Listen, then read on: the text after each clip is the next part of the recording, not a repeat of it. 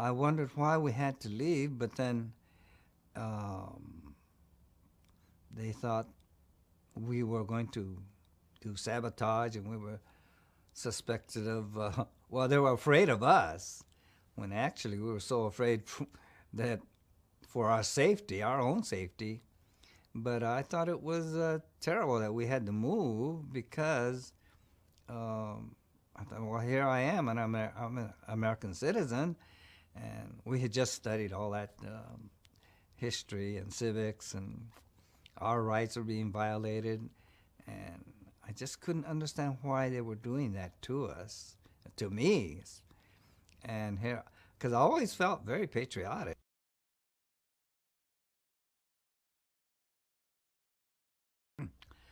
I saw those black tar paper buildings. I thought, oh my gosh, it.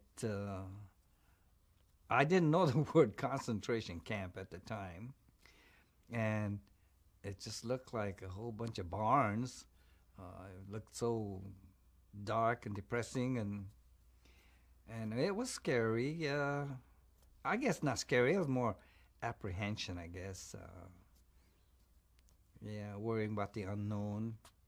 And but once we got in there, in the rooms, there was one. I guess that room was 20 by 20 or something like that, and it was our whole family was going to have to live in there.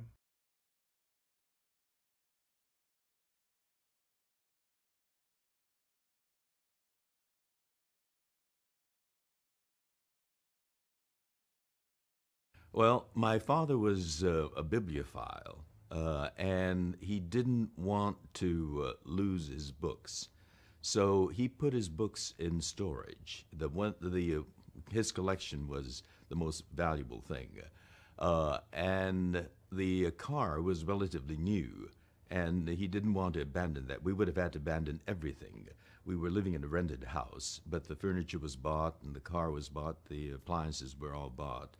And my father wanted to get some value out of the car. He got $5, but everything else had to be abandoned.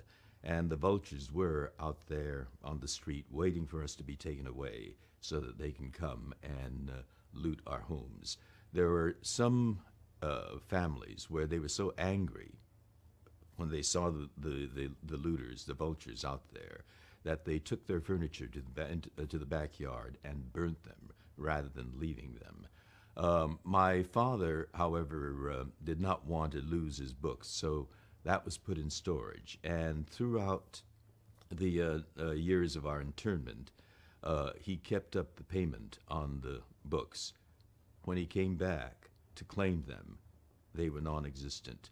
And they claimed they were accepting the checks, but they claimed not to know anything about it, and my father had no recourse. So they lost everything.